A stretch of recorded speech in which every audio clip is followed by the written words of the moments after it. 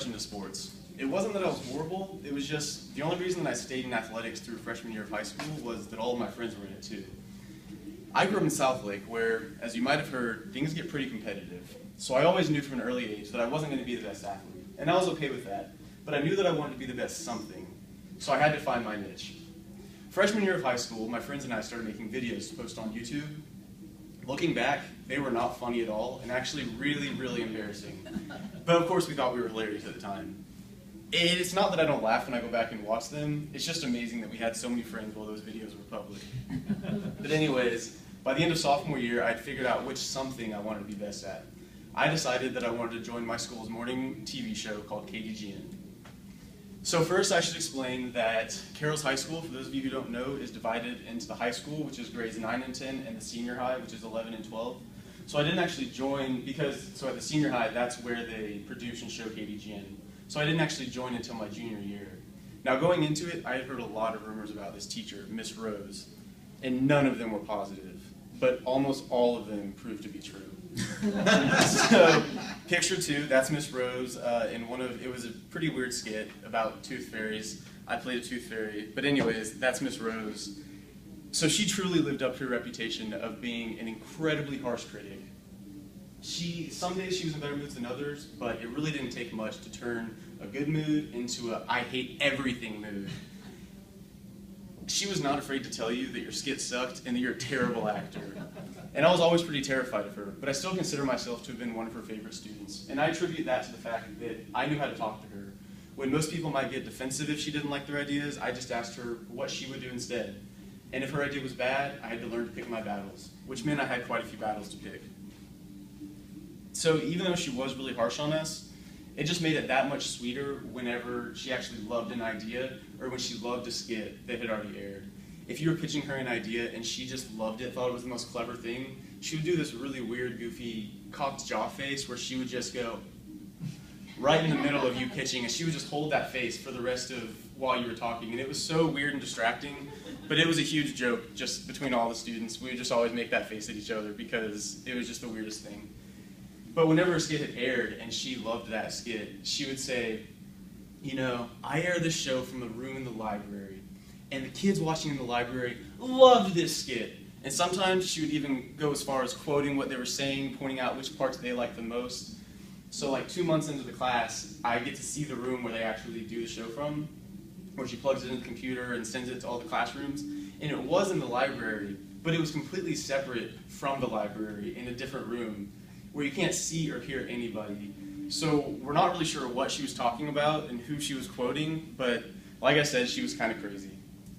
So the KDGN show, it was a class every other day, and that was really the highlight of my day, usually junior and senior year.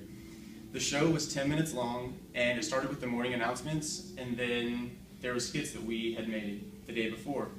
And so with the announcements, sometimes we would do just boring, plain old, like picture number 3, that's just sitting down at the desk, you know, just reading the announcements, not doing anything exciting. But we would also do a lot of, like, picture number 4, the Rangers must have been playing that night, and picture number 5, it was Cinco de Mayo. So, you know, we could kind of get creative with the announcements, but there's really only so much creativity you can involve when you're, you know, just reading announcements. But the skits, that's where we could really get creative and have a lot of fun.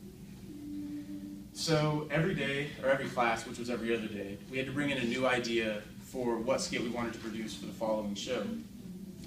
They were supposed to be funny, and sometimes they actually were, but we were, you know, restricted to the censorship of the principal and vice principal. So, as you can imagine, when you're creating G-rated material for a bunch of 16 to 18-year-olds, you're not going to get very many laughs. So, picture number 6 was one of my favorite skits of the year. Miss Rose actually hated it, but it was, what we were going for was like a low budget, low quality, poor production, like local cable nature show. And Miss Rose hated it because the quality was really bad, which is what we were going for. And so she was just like, this is the worst work y'all done. And then we had to explain to her that that was the joke that we were going for.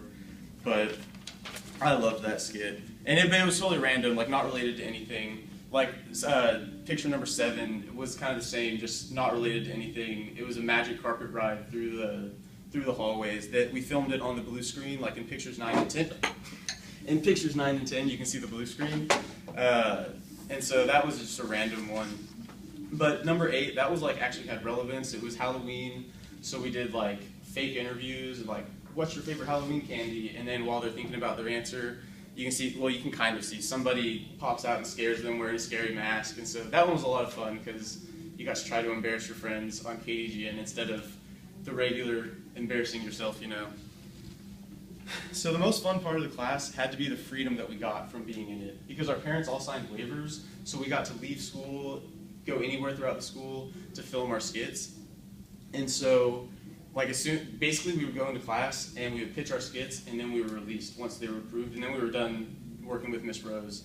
And so usually we would go down to the studio, but we definitely took advantage of the frequent trips to Sonic and Dunkin' Donuts. So pictures 9 and 10, that's the actual studio where we would film the announcements. And so you can see that there's the blue screen behind the announcements desk, and somebody, you know, punched a hole in the wall, so that's that little white square. And picture 11, that's like the entrance to the studio. And then picture 12 is a bunch of my classmates and other people that were in my class. So there's about 10 people in the class, so that was about half of the class. So all in all, I learned a lot in KDGN. Aside from the obvious lessons of filming and editing video, I learned a lot about working with people. Working with Miss Rose prepared me for working for the toughest of bosses in the future, even working for Jennifer. Honestly, if I made it 2 years without losing it in front of Miss Rose, there's not a boss in the world that can break me. But when I look back at my time at KDGN, I have nothing but good memories with the people who will always have a special place in my mind. Thank you.